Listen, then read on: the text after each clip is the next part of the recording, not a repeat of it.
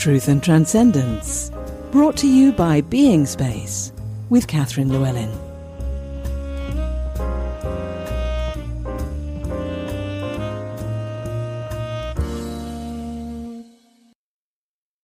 Truth and Trancendence, episode 164, with special guest Clive de Carle.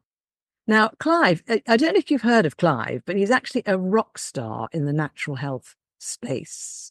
Although Clive, as a true Brit, prefers to describe himself as a bloke who knows some stuff. So you can take that any way you like. But Clive's actually been beavering away for over 30 years in the natural health space, helping thousands of clients transform their health, and not in a mainstream fashion. So he's a man of my own heart, because that's how I was brought up as well. And I think this is becoming more and more recognized now, that actually maybe the body can heal itself. And if we help it, maybe that's a good thing. So today we're going to be talking about natural health and also the power of the mind, which is another of my favorite topics and something that Clive has a very strong connection with. So I'm going to right up front tell you how to find Clive. The website is clivedecarle.com, ClivedeCarle.com. And he's also got a secret health club, which is if you want to find out all sorts of secrets about natural health that Clive is not allowed to publish in the public domain, you can join his secret health club, which is secrethealthclub.com. So, and I personally swear by his magnesium blend, his fulvic minerals, and his iodine. Highly recommended. So, Clive, thank you so much for coming on the show. Well, thank you very much for inviting me, Catherine. Thank you. I've seen you in all sorts of videos and conversations all over the place, telling people these marvelous things about how their body can heal itself with the right kind of assistance. But I didn't know until we spoke last time in the pre-call about your connection with the power of the mind. So I'd love to ask you about that to begin with. So is this something you've kind of been connected to for a long time, or is it something that's more recent for you? I mean, what was your sort of earliest engagement with this idea of the power of the mind? Well, when I was about 10, I was invited to go fishing, and it was in waters that were crystal clear. You could see the fish, you could see everything. And on top of that, we had a bucket with a glass bottom, which you could put in the water, and now everything was absolutely clear, like wearing a snorkel mask. And we reached fishing, and I didn't want to put the live maggot on the hook to start with, and I was dreading taking the hook out of the fish's mouth if I actually caught one. The person I was with caught lots of fish, just one after another, and we could see that the fish were totally ignoring my bait and were just going to his. There was a bit of frenzy around his, nothing around mine. We swap fishing lines.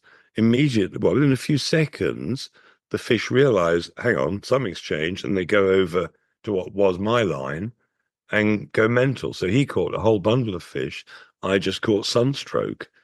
And I realized that while I couldn't read the fish's mind, it was apparent to me that they knew I didn't want to catch them because I didn't want to hurt them. So they weren't giving themselves up to me. Gosh. And how old were you then when this happened? Well, about 10.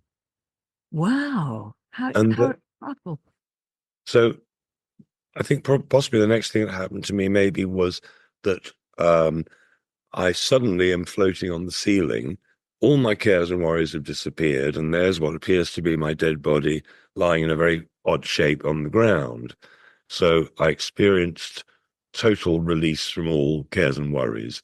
And I realized that actually, if that was death, that it's fantastic and you're still you. Yes, you haven't got a body anymore, but that's irrelevant. So over the years, you know, I took an antibiotic 40 years ago, which left me with so appalling rheumatoid arthritis that I couldn't get dressed or walk. And they shoved me in hospital for weeks. They tried to offer me drugs. I say, I'm not low on drugs. It's not my problem. And I worked out in hospital what was wrong with me. The antibiotic that I'd taken for something ridiculously trivial had knocked out my microbiome, and I couldn't absorb food properly anymore. So I got wheeled out of the hospital, started taking vitamins and minerals and changed my diet a little bit, and all the rheumatoid arthritis went away. So be careful of antibiotics. They're not Yeah. as tough as one might think. No. Anyway, so that put me on a path of having healed myself. I was interested in healing other people. So I started studying and learning about natural medicine. And but the interesting part, I think, is a few years back, I had one of my best results ever. Somebody came to me, they were in pain, they couldn't see very well, and they had brain fog. Anyway, I wired them up to 4 devices that I was using at the time. At the end of an hour, they were completely fixed, pain gone, eyesight clear, brain clear. And I looked over and I'd forgotten to switch the machines on. Fascinating. Power of the mind. That's fascinating, isn't it? And presumably they thought the machines were on. You both Oh, thought the machines absolutely. were And, on. and, and I wasn't about to tell them they hadn't been. No. That probably would have undone it. But, prior to that, 20 odd years ago, if you'd asked me, what do you do? I might have said to you, well, I use hypnosis as my primary tool. Mm. And the use of words has been incredibly effective. I mean, to give you an example, let's say I'm trying to get somebody out of pain. Mm. Um, with what I now know, I can usually get most people out of chronic pain in 5 minutes. It's not so hard. So what I do is I say, well, how much pain are you in? 10's agony. Give us a number. And they say, whatever, 6 out of 10, they might say. So after I've done a treatment with them, I won't say, how's the pain now, for instance. I get them to look for something non-existent. I say, has it gone? Now, if you look for pain, you will find it. Mm. If you look for gone, there's nothing to find. Oh, interesting. So I always say, has it gone? Now, if they say, well, it's gone from 6 out of 10 to 3 out of 10, then I can say, well, look, we've only done a couple of minutes. That's fantastic. Let's now get it to 0. So I'm constantly using the right wording to pre-predict the answer without saying you will. I'm using words like other people like you usually find. And then you can change your intonation when you're speaking to somebody to switch a normal sentence into a command. Mm. A Mm. lot of people like you often get better right away. Yeah. Obviously, you a command to get better right away. So I'm happy to use every trick in the book. I don't care what gets people well. Yes. Yes. If I can talk them well, that's great. So you're sort of predisposing them to the good result rather than predisposing them to the bad result. Well, exactly. I mean, what's the worst thing that can happen? Somebody goes to the doctor says you've got 3 months left to live, and you believe it. Yeah. If you believe it, you'll probably die in 3 months' time. Yeah. Loads of people obviously have just rejected that whole notion. Don't be ridiculous. And, haven't died on time. One of the reasons, by the way, that they can say so accurately, you've got 6 months left to live, is that nobody on the drug I'm going to put you on has lived past 6 months. So you've got 6 months left to live, and I'm going to make sure of it by giving you these pills. Yeah. Which is sad. We laugh, but it is sad. Oh, right. So I had no idea that you'd worked in a kind of hypnotic way with people. You've got the perfect voice for it, Clive, haven't you? This marvelous, resonant voice, which is delightful. So, what do you think? I mean, we had this brief conversation when we were talking before. This thing about how different people respond to the same situation.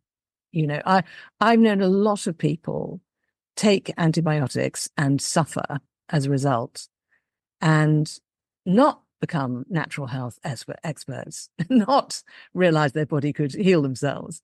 So what do you think it is about you that kind of meant that you took that path instead of taking what you might call the victim path in response to that situation? Well, I mean, years ago, 20 odd years ago, I was studying survivors. What was it that, for instance, let's say cancer or something, the survivors, and there aren't that many of them long term, I wanted to know what they'd done right. And I was expecting them to say things like, well, it was a combination of vitamin C and vitamin D and magnesium or something. That's what I was expecting. But literally 9 out of 10 said the same thing. They said it was gratitude. And I said, what do you mean? And they would say things like, well, I hated it when this illness, whatever it was, first happened. It was a nightmare. This could even apply to a loss of a child or something equally terrible. Um, I hated it.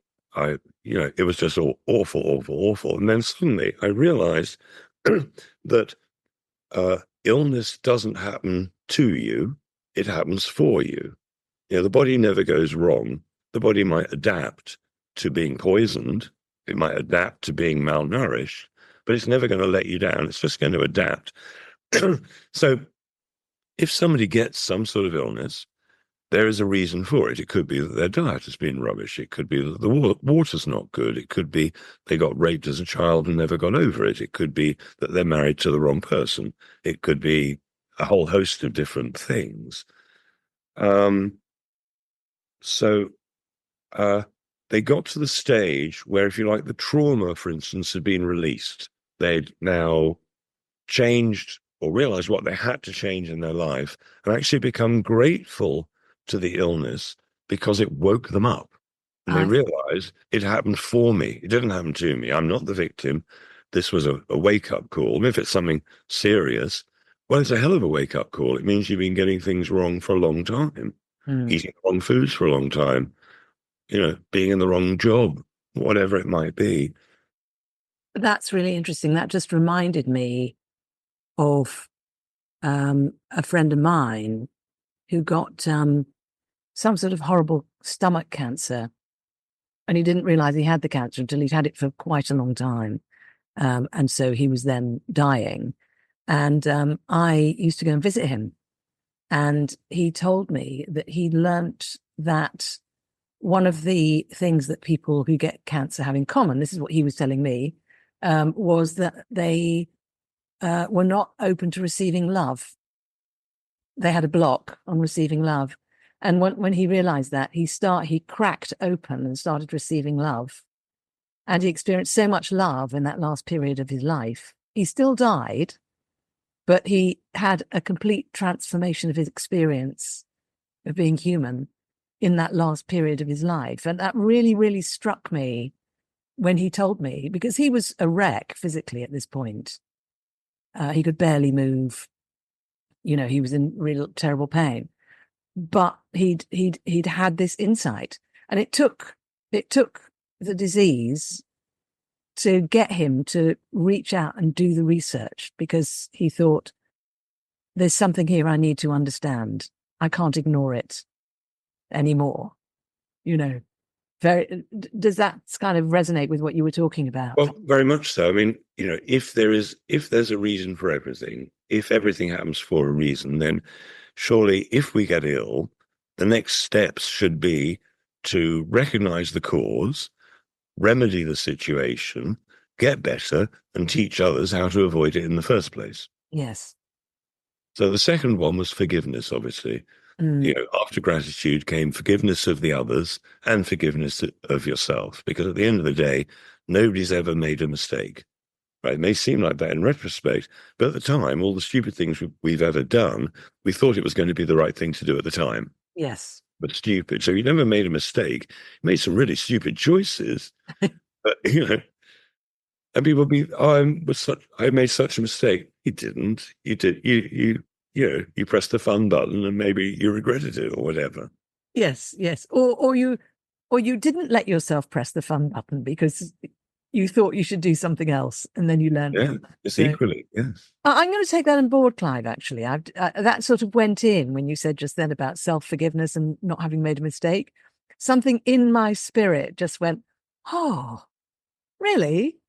That's really nice to hear. That is a beautiful message, actually. I think a lot of people, if they just actually reflected on that message, I can see how that makes such a difference. And once you've grasped that bit, then literally you can draw a line under right now. So all your old habits, that was the old you. That was the old you. You can now allow yourself to say, well, where should the past be? Is it right in front of my face? Am I thinking about the past all the time? The past should be behind you, right? And you can literally choose to put it behind you and be grateful to it. Because the more mistakes you made or the more bad choices you took, the better. Because, I mean, I got to the stage at one point, having been very wealthy, to having nothing and having to start again. And at that point, it was super useful because although I didn't like it much, um, my ego got shredded in I think a positive way, uh, and uh, yeah, if I hadn't gone that far to the bottom, I don't think I'd have been able to get where I am now, which is happy and content and stuff. Yeah. And So the worse it's been, the better it could be. do you think it changed your sort of personal capacities or qualities going through that experience? Well, I lost a bit of ego, Mm. which was pretty valuable. But I've had lots of really interesting lessons in my life. I mean, when I was on my way down, I was sitting at home on the floor feeling so sorry for myself. I was really in the most miserable place you can imagine. And the phone rings. And I over the phone, hello. And uh, I'm so happily married, but it's this incredibly sexy girl on the phone, and I know that nothing's going to happen. But I'm so excited that this incredibly sexy girl is ringing me that I went from utter misery to exaltation in 2 seconds flat. I thought, oh my God, you know, I did that. A phone call did that. A bit of non-reality did that. Surely I'm in more control than I had previously believed. Yeah. Well, certainly capable of switching your experience from one thing to another. How did you know she was sexy if she was just on the phone? I'd miss her. Oh, you knew her, right? How wonderful. I love that.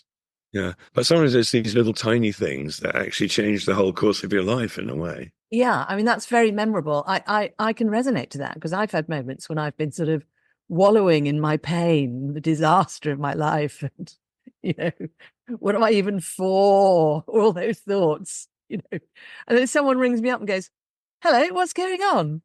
And suddenly, oh, my life's terrible. I'm dying.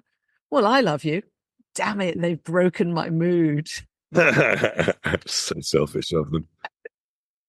I had a friend who used to say, I've only got one friend. But he used to say that to all his friends, of whom he had many. Right. So when I asked you the question about what was it in you that sort of responded to the whole antibiotic nightmare situation in the way that you did, it sounds like you were kind of very curious. Would you say that was right? You know, Uh, why did you not just go, oh, right, I'm broken. That's it.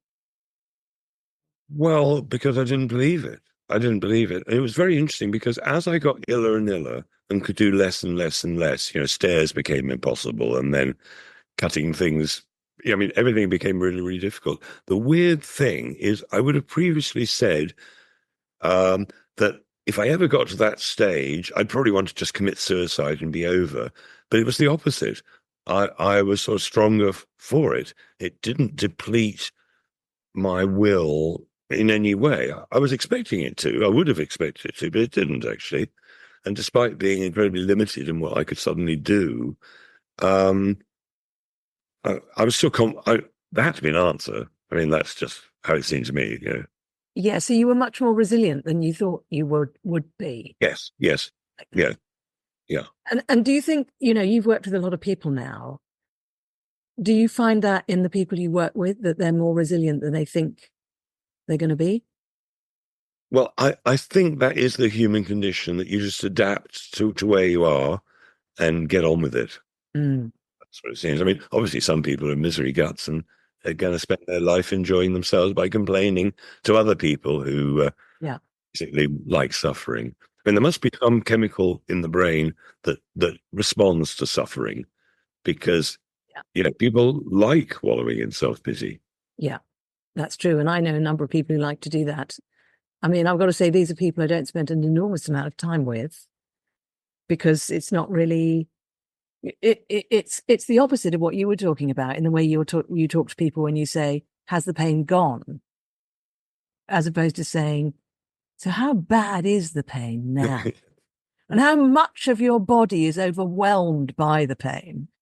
You know, which completely goes in the opposite direction, doesn't it? Doesn't it? I mean, yeah, it must be miserable for you. Yes. Yeah, it is. I hadn't thought about it before. Yeah, it's miserable. I can only imagine what you must be suffering. Oh, yes. I love that. So did you actually train in hypnosis or did you just Yeah, kind of yeah, I did. right? And there's a book called Get the Life You Want. Uh, Get the Life You Want by Richard Bandler.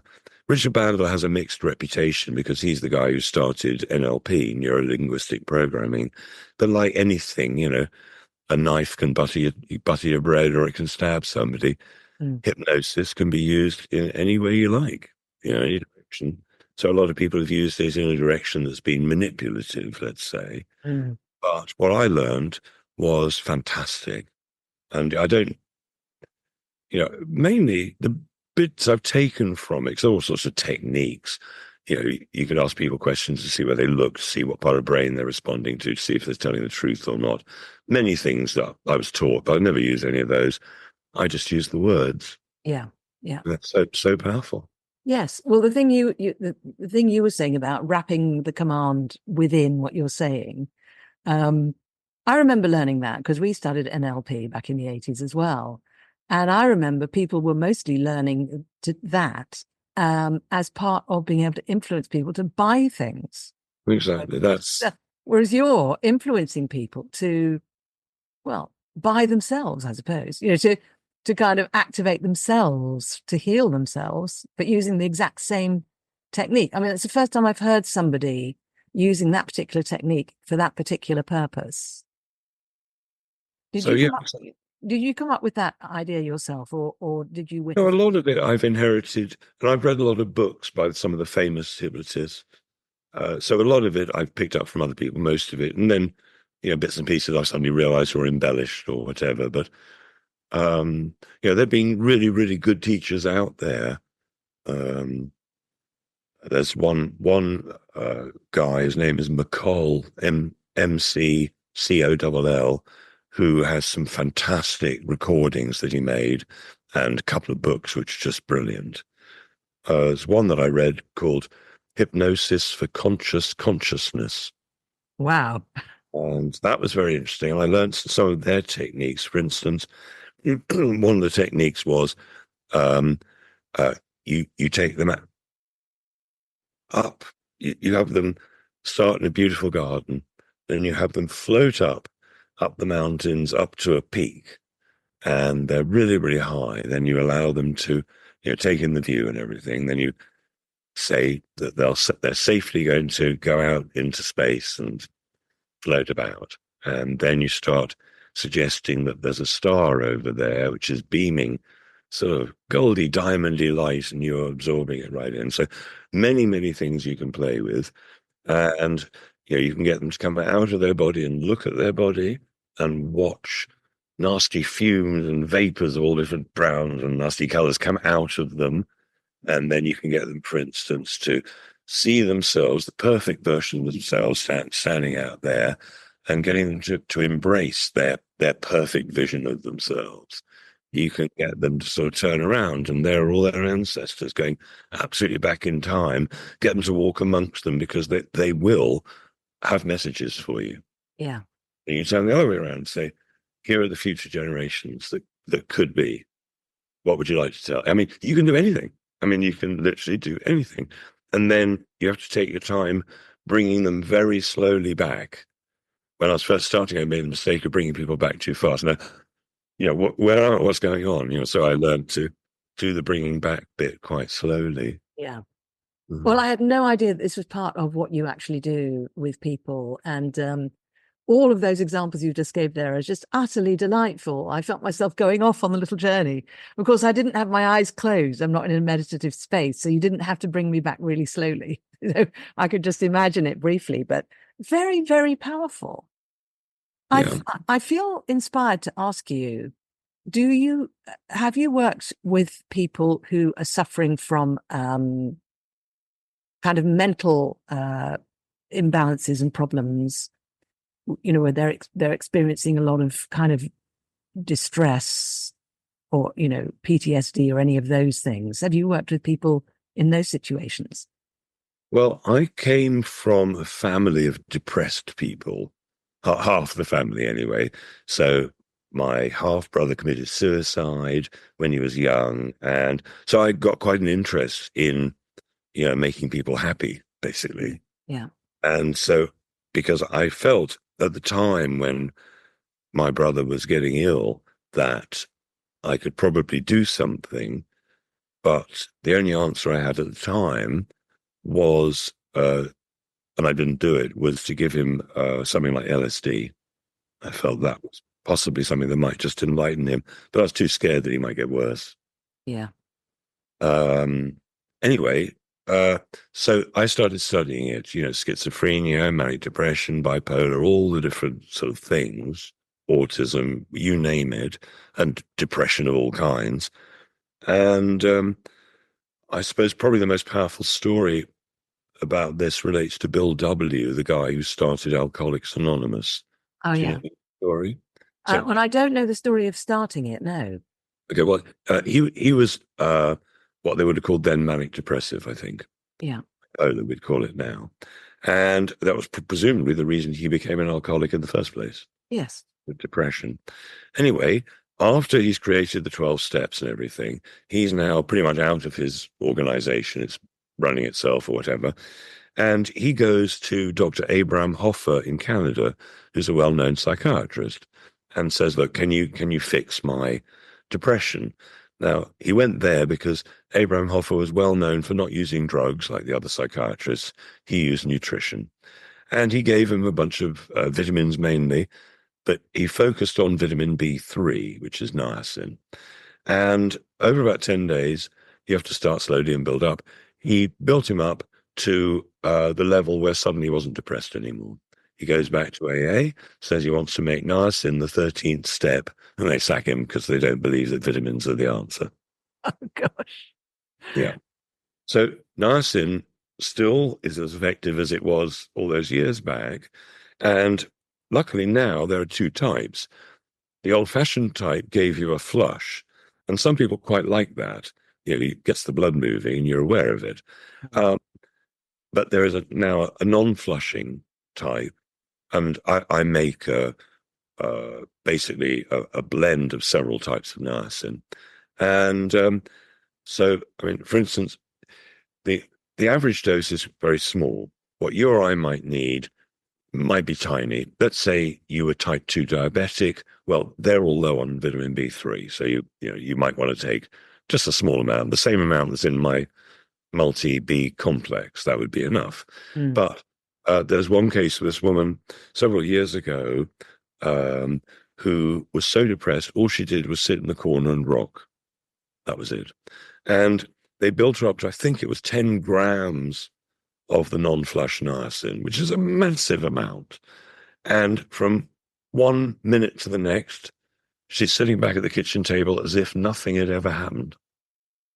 She got the dose that she needed, snapped her out of it. So the doses can be quite big, but there's a book by Dr. Abraham Hoffer called Niacin. And if anybody has a depressive tendency and want to look at niacin, that book is absolutely blow your way stunning, because we've just scratched the surface of what vitamin B3 can do. Yeah. Do you have any idea at all how it actually does that? How it actually produces that result? Well, I would suggest that in the old days, we were perfect and that nobody had a mental issue. But when we started getting toxic with bad foods and poisonous chemicals, and when we started getting malnourished, with lack of vitamins and nutrients in the food, that we break at our weakest point. For me, it turned out to be rheumatoid arthritis and type 1 diabetes. For many other people, it might be epilepsy. It might be, any disease you want to choose. Right. But at the end of the day, the doctors say your body's gone wrong. I don't believe that. They say you've got this disease. I don't believe that either. They say you've got an autoimmune. I don't believe that. What I believe is that we're toxically poisoned and malnourished. We break at our weakest point, and they say, oh, you've caught a disease. You've suddenly got this disease with this name. No, that's how your body is trying its best to cope with being poisoned and starved. I see. Right. And so are you saying we each have a different weakest point? Yes. Right. Okay. So, well, I'm immediately curious now. I'm wondering what is my weakest point? So, if I'm quite healthy, I'm healthy at the moment. Nothing wrong. You don't have to answer this, but if one particular thing has gone wrong before, you keep breaking bones, that might be your weakest point. You keep bruising, but I mean, clearly some foods will poison people in exactly the same way, and they'll all have a thyroid problem. Yeah, of course, yeah. So you've got a kind of a matrix of each person's got their own makeup, which means a different weakest point. And then certain things commonly have a similar effect on many people. Yeah, exactly. Fantastic. I've got a friend who recently told me they've got a bipolar diagnosis. And my response when people say things like that is, well, I never really trust these diagnoses anyway. But I wasn't able to give any suggestions. So I can now say, you might try niacin. Well, that's one of many things. I could list a whole load, but can I first give you my definition of the word diagnosis? Oh, please, yes. So from the Greek, gnosis, to know, agnosis, not to know, diagnosis, two people not knowing. Fantastic. I love it. Well, I probably won't use that when I'm talking to someone who's just had a diagnosis, but that is no. It takes the pressure out of it. I suppose so. Because it may be correct, but it might not be. Yeah. I mean, so many people believe the diagnosis, and actually, there was a big study about 25 years ago that I was reading about where they reviewed what the doctors had said and at autopsy what had actually happened. Then they had other ones where they would one person would go to 10 different doctors, and the differences of opinion between what the person was wrong. I mean, there wasn't agreement between 10 doctors generally as to what was wrong with one person. Yeah. Yeah. But in America, for instance, with private medicine, let's say you come into the doctor's office who's going to charge you money. Now, they're not sure, is that Parkinson's or is it multiple sclerosis or what is it exactly? They just look up in the insurance manual where you get $40,000 for that and $80,000 if you call it that. Pause to reflect on that. Horrible. I don't want to dwell on horrible stories, but it's worth understanding that somebody on chemotherapy, one round of chemotherapy might be tens of thousands of pounds. People do 15 rounds. It can be £1 million or something in drugs. And I interviewed a medical nurse who worked for a while with an oncologist before they quit. And he said that somebody's got 1 week left to live. Because in America they can get a commission on the drugs, she would see him prescribe a drug that couldn't possibly work in the last week of life, but ka-ching, he makes $10,000 or something. Yeah. Oh, it's very sad.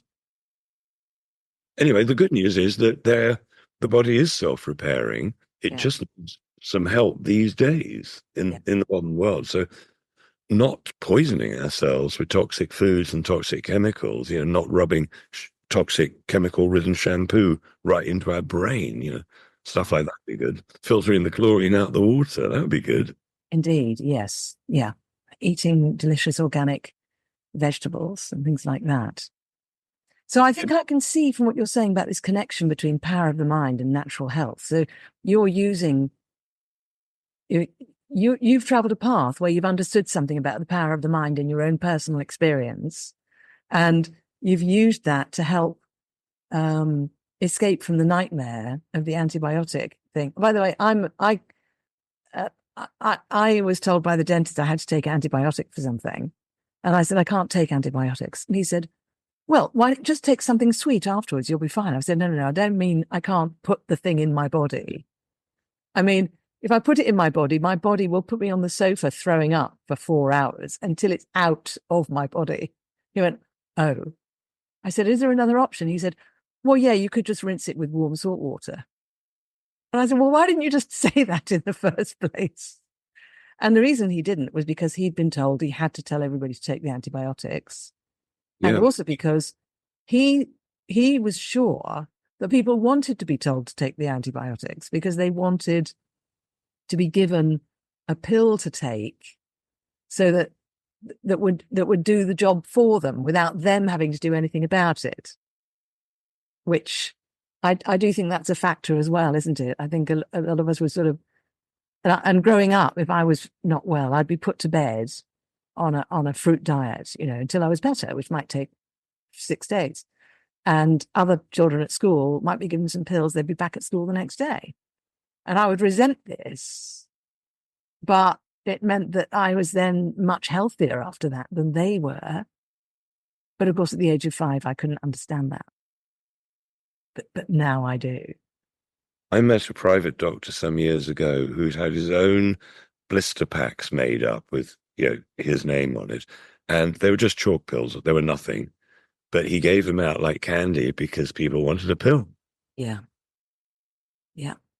People want to feel better and want to not have to do anything about it. Although I do think, and I'm interested to know if you agree with this, I do think that the awareness of the importance of natural health is growing.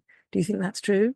Oh, well, absolutely. I mean, pretty much everybody knows somebody who's experienced some damage from the recent ridiculousness.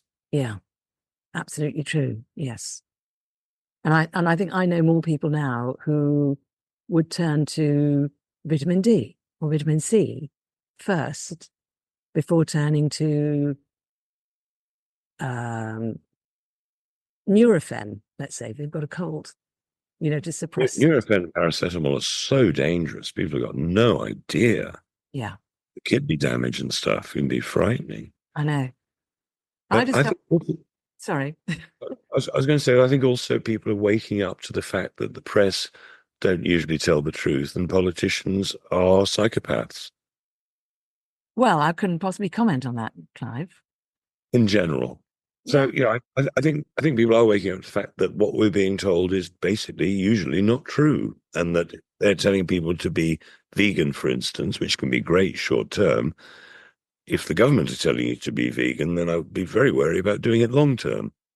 Well, of course, the other thing is we're all unique, aren't we? So how can one idea necessarily be right for everybody? And I've had people to say to me, Catherine, someone said to me, Catherine, I've just read this thing which says if I eat a bit of raw tomato and a bit of raw carrot and a bit of raw radish before every single meal, that's going to be really, really good for me. And I said, well, who told you that? He said, well, I heard it on a broadcast. Someone said that would be very, very good for absolutely everybody. And I said, well, that's just not true, that would be very, very good for absolutely everybody. It might be very good for a lot of people. He went, well, he tried it and it felt good for him. But that sort of, mind you, I'm very kind of biased on this because when my father passed away, he was a naturopath and osteopath. And we found this little box of cards, and each card represented a different dietary regime. There must have been 60 or 70 different dietary regimes in there, many of them incredibly obscure. And he knew how to apply these to different people. And everyone was, banging on about this is the one diet for everybody. I mean, I think the thing that probably surprises people most is the value of when to use which diet when. I mean, if somebody's overweight, for instance, and been eating badly, if they're type 2 diabetic, I'd be very tempted to put them on a low carb, vegan, raw veg diet if they could handle it for a short period of time. And they'll very quickly, a few days, stop being type 2 diabetic. But if somebody was weak, I might want them to put them on a raw carnivore diet, if we're talking raw. Yeah. Somebody I met, he'd had IBS for like 10 years, couldn't go out in public barely. And he tried every diet known to man, raw vegan, you name it, he tried it. He went raw carnivore, fixed it in 2 days, alongside a glutathione IV drip. Yeah. Those two things immediately fixed him. My friend Kerry Rivera, who's very well known for repairing children who are on the spectrum, she always used to say that chlorine dioxide was her number one remedy. She's now changed it with the children. She says she's having the best results putting them on a carnivore diet. How interesting. Really surprising. Yeah. She's been at it for 20 years. Yeah. Well, I myself, I was sort of omnivore, and then I went through many years of being vegetarian, which for those years really served me. And then I reached a point where suddenly I was feeling depleted, and I had to bring back in animal protein. And I immediately started feeling great again. And people were saying, well, why are you suddenly eating? We've just got used to you not eating meat after 20 years.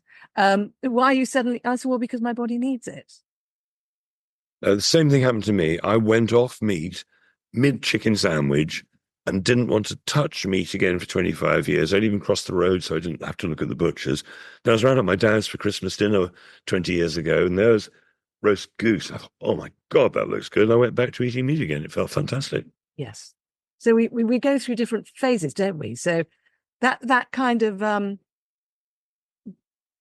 listening to the shifts in the body, to me, I think is terribly important, isn't it? And not just trying to externalize a solution that's the pill, like you were saying, that people want a pill. Yeah. So we're in so much control mentally and physically, actually. We're in control physically not to buy the rubbish food that comes in a packet and try and go for the natural food that comes wrapped in skin. Yes.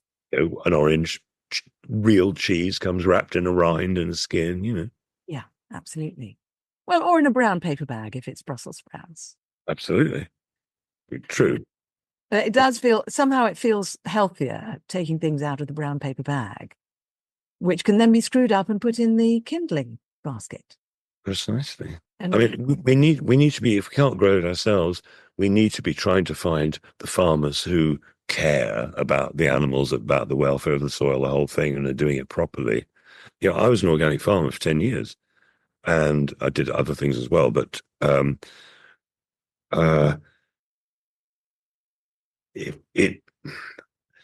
if you expect organic food from a supermarket to be any good, you really got to think twice, because most of it isn't, unfortunately. And so we have to support the old ways, the old farmers. If somebody's willing to grow for somebody else. I mean, so many people have got a back garden that could be a food production unit. Yeah. It would be nice to think that the most valuable profession in the future will be organic gardener for food, so that young people, well, you got a plot, we could share it. Look, we could grow all these nice things, and you can eat as much as you like. There'll be enough for me to sell and make a bit of money. I'm not saying it's easy. Agriculture in England is not easy, and a lot of the soil has been pretty much devastated. It's going to take a while to recover it. But things have got to come back to local. A lot of the things I do, I'm trying to talk on a community basis, so that I've got various devices which are incredible for healing stuff, but they're not cheap. But between 10 people, they become absolutely affordable. And one machine can go around a lot of people, lots of things. You might sit in it half an hour for every couple of days or something, because there are devices that reverse incontinence. Who would have thought that this is possible with just a few goes on a very simple, safe device that it's not even paid for or anything? Yeah. People don't know what's available because the NHS, well, they're not taught. They don't know. It's not they're deliberately hiding it from you necessarily, but nobody's taught the doctors. Yeah. And it was very different when I was a child, that although there was this very strong social conformity to using the medicines that were being offered, there was also, it was really not uncommon for a parent or a grandparent to have remedies that were made out of something you could find in the garden, or something that they'd discovered, put this in the bath or whatever, that worked, and they knew it worked, and it was considered normal by a lot of people to actually know about these things. Well, it was survival. Our ancestors, before electricity, before whatever, they had to survive. Your ancestors must have been very, very good at remedy. You cut yourself, they knew what to do. You burnt yourself, they knew what to do. Thousands of years, our ancestors had got it right up until, about 150 years ago, yeah, when it all got wiped away and they stopped teaching it. yeah, yeah. But fortunately, there are people like you focusing on this, and it sounds like you've done an enormous amount of this is something I have great respect for in you and in others, when they've done it, they've done the work. You've done the research, you've done the experimentation, you've worked on yourself, you've tried things out yourself, and you're now giving people help in a variety of ways. So if somebody is feeling that they need some help with their health, whether it's physical, mental, or they don't know which it is, they just know they don't feel right, how might you help that person? How might they avail themselves of your assistance? Well, there are several ways. I mean, let's say that they feel actually a few vitamins and minerals and so on would be a good idea. I supply a pack of the top 10. Pretty much all of us are actually low on the same stuff. We're all hit by chlorine. We're all hit by the vegetables and fruits aren't fresh. We're all hit by depleted soils, etc. So it's so much simpler now than it was 40 years ago when I sort of started looking at this stuff, because I recognize the symptoms that are common in everybody. Everybody's low on magnesium, and basically everybody's low of the whole top 10 in the box. So I would suggest that within days or within weeks before the box is finished, 80–90% of people will feel significantly different. Right. Maybe the brain fog has lifted. Let's say they're women of a certain age, their menopausal symptoms have calmed down. It could be that they've just got more energy, they're sleeping better, aches and pains are going away, really across the board. And it's not cheap, it's about £160, but that's sort of £16 per supplement. And there's a lot there. Some of it will last a lot longer than a month, even though it's billed as a month pack. Most people won't actually need to finish it all in that time for it to be effective. So that's one way. Then when I first got chucked off YouTube in 2014, I started a private members club because the government made me take all my videos down because I was saying things they didn't like. And so I started a private members club to put the information that the government didn't want me to talk about publicly. So it's called secrethealthclub.com. I am a member. Hooray. And, over the last 10 years, myself and with the help of the people I work with, we've put together really a bunch of information that is really useful in an A to Z form. And we've deliberately tried to keep de-editing it so that there's not too much, because you go into Google, you're just overwhelmed with more information. How do you know where to start? Try to put the information in some form of order that will make sense. And lots of the good remedies are either free, like sunshine, good water, whatever, or not, for the cost of parking a car in a hospital these days, it'll buy you a supplement or something. Yes, yes, yes. And then waiting 10 hours to be seen, Frankly, a lot of us would pay money not to have to sit in a hospital waiting I would, yeah, I do. Exactly. There's no way that you'd get me in front of a doctor unless it was in the emergency room. Yeah, yeah. The emergency room doctors are amazing. There are doctors who are amazing. 30 years ago, I was working in neurosurgery. I was working with neurosurgeons to make microscopes for brain operations where they didn't have to let go of their hands. You this a little thing and it floated. Anyway, I watched one particular neurosurgeon who was the most selfless, wonderful person I've ever seen. He would work on people until they survived. He'd go through. I watched him go through two sets of nurses. They'd all done their 8-hour shift, and he won't stop. He carries on. So there are some wonderful doctors out there, but I just slag off most of them. People ask me, "Are you a complementary therapist?" I say, "No, no, I'm antagonistic. I'm not complimentary to the doctors at all, or very rarely." But you're right, there are some wonderful, wonderful Yeah. people out there. And if somebody wanted to actually come and see you privately, are you also available for that? No. No. So I stopped doing consultations in the main.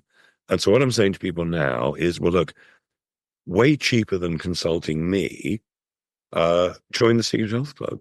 Yeah. And if they say, well, I haven't got any money, I can't afford to join the Secret Health Club, I'll give away free memberships to anybody who's absolutely stony broke. Or if they say, well, I can afford half of it or something, just email me and my assistant will join you up regardless of whether you can pay or not. If you can pay, then that's nice.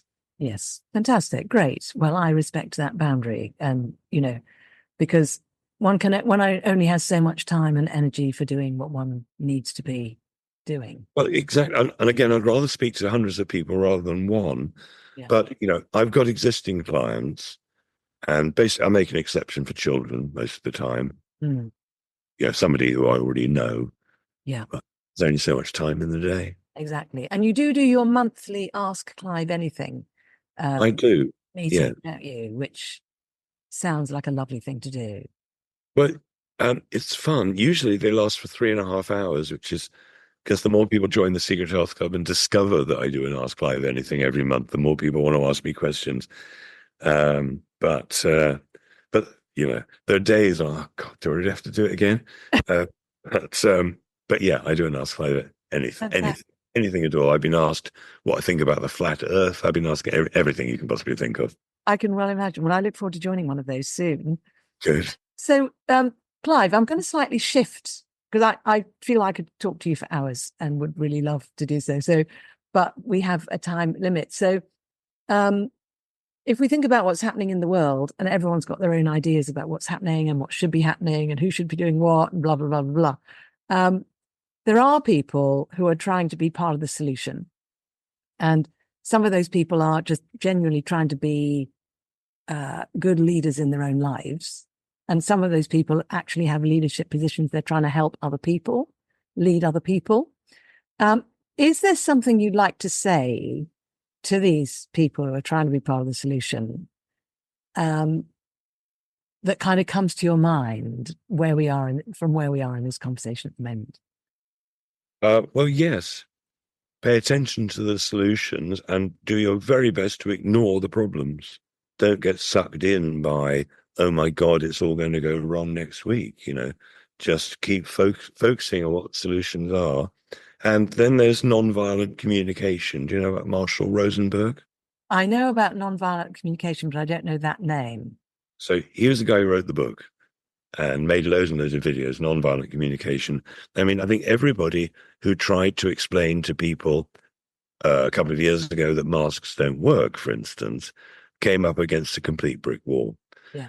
So nonviolent communication is ways to get round the brick wall. For instance, if you say to somebody, masks don't work, well, they're going to put up the brick wall. If you say, look, I learned something really quite interesting the other day. I don't know if you got the time to listen, but I'd love your opinion as to whether you think this could be right or wrong.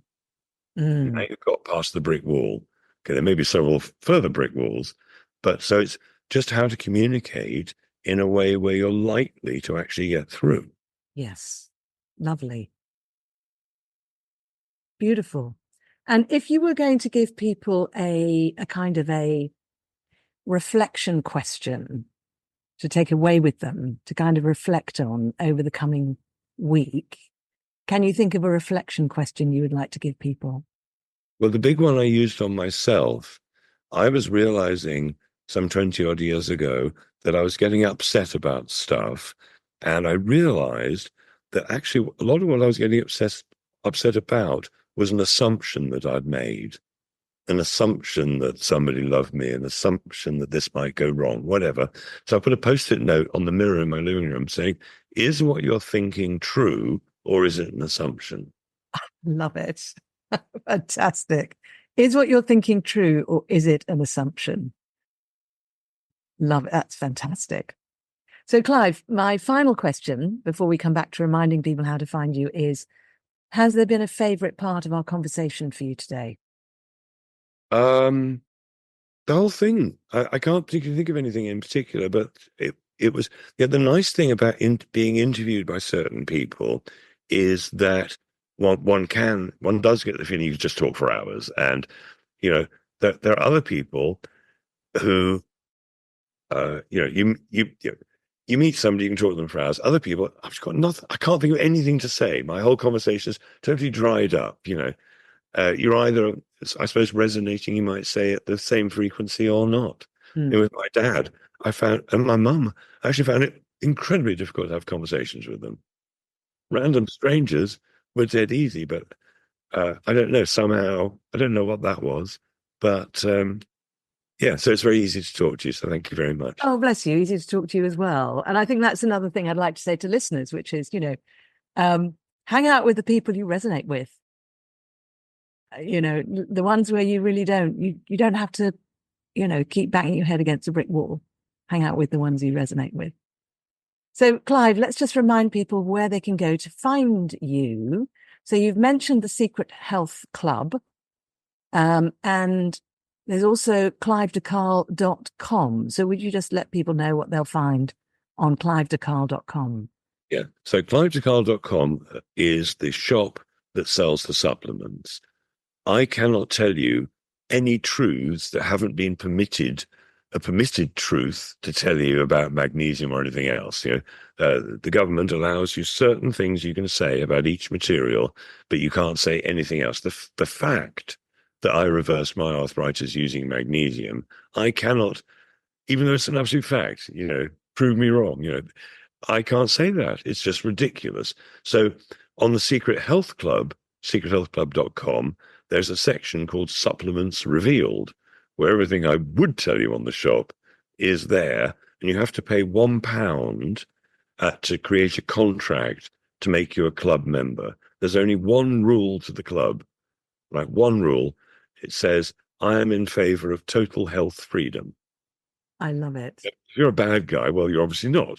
I don't need 50 rules and conditions, just one rule. Very nice. Brilliant. So clivedecarl.com and secrethealthclub.com. Clive, thank you so much for coming on the show, and it's been a delight. And thank you for doing everything that you're doing. And thank you for all the things you've done along the way that brought you to the place where you are giving these gifts to the world.